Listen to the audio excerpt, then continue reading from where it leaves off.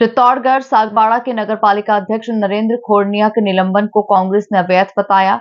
इसके खिलाफ चित्तौड़गढ़ जिला मुख्यालय पर कांग्रेस नेता सुरेंद्र सिंह जाड़ावत के नेतृत्व में अतिरिक्त जिला कलेक्टर को राज्यपाल के नाम एक ज्ञापन सौंपा गया। इस दौरान कांग्रेस नेता सुरेंद्र सिंह जाड़ावत ने कहा कि राजस्थान प्रदेश की भाजपा सरकार ने सागवाड़ा नगर के कुछ दल बदलू भ्रष्टाचारी नेताओं एवं भूमाफियाओं के इशारे पर असंवैधानिक तरीके से सागवाड़ा नगर पालिका के चेयरमैन नरेंद्र खोड़निया व नगर पालिका के उपाध्यक्ष मोहम्मद इस्माइल खांची को उनके पद से निलंबित कर दिया। इनके निलंबन के विरोध में कांग्रेस प्रतिनिधिमंडल ने राज्यपाल के नाम ज्ञापन सौंपा है। कांग्रेस नेता सुरेंद्र सिंह जाड़ावत ने कहा कि दिनेश खोड़निया कांग्रेस पार्टी के समर्पित नेता है।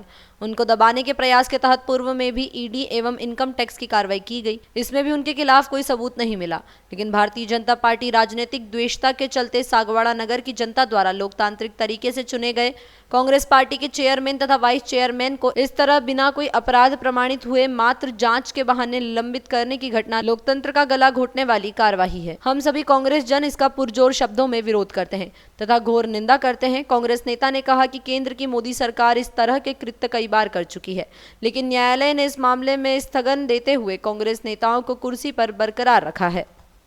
नहीं कोई बात नहीं, चलो उतरना है ना सर। किस मांगों को लेकर ज्ञापन दिया है, क्या मांग? देखिए, केंद्र में जब से अपने नरेंद्र मोदी जी की सरकार आई है तब से कांग्रेस के नेता हैं, मुख्यमंत्री हैं और छोटे स्तर के भी जो हमारे कार्यकर्ता उन सब के ऊपर ईडी, सीबीआई, इनकम टैक्स इनकी वो लगातार जो है वो रेड करवा रहे हैं, जांचें करवा रहे हैं। या तो वो उनके पार्टी में शामिल हो जाए और या वो बिल्कुल निष्क्रिय होकर के चुप बैठ जाए। किसी नेता का किसी बड़े नेता से लिंक अवश्य है,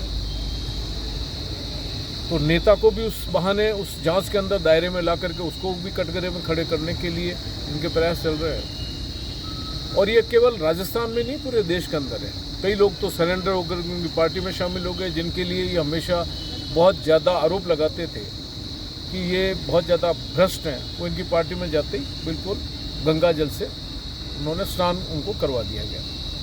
राजस्थान के अंदर हमारे मेवाड़ संभाग के जैन समाज के बहुत ही चर्चित और कांग्रेस के बहुत ही वफादार कार्यकर्ता श्री दिनेश खोड़निया जी, जिनको पूरा मेवाड़ संभाग, राजस्थान और टॉप लीडरशिप भी जो कांग्रेस पार्टी को जानती है, उनका व्यवसाय है, उनका बहुत साफ सुथरा व्यवसाय है, बिल्कुल जिसे कह सकते हैं सफ़ेद व्यवसाय है उनका, कोई काला व्यवसाय नहीं है। चुनाव के दौरान, विधानसभा के चुनाव के दौरान ही उन्होंने ईडी की कार्रवाई, अपने केंद्र के इशारे पे ईडी ने कार्रवाई की, उनको किसी तरह से निष्क्रिय करके ताकि वो उस संभाग के अंदर नहीं घूम सके। उनका जैन समाज में बहुत बड़ा प्रभाव है,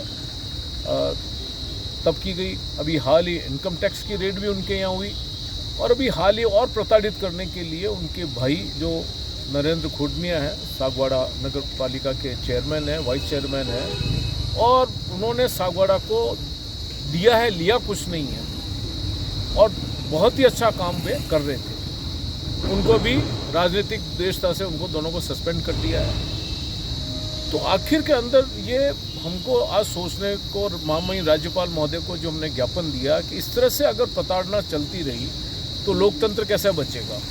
जो संविधान बचाने की जो बात की जा रही है वो इसी परिप्रेक्ष्य में है कि संविधान के जो हमारे अपने मूल्य हैं कम से कम उनको तो बचा करके रखा जाए और इस तरह की बदले की द्वेषतापूर्ण कार्रवाई नहीं करें।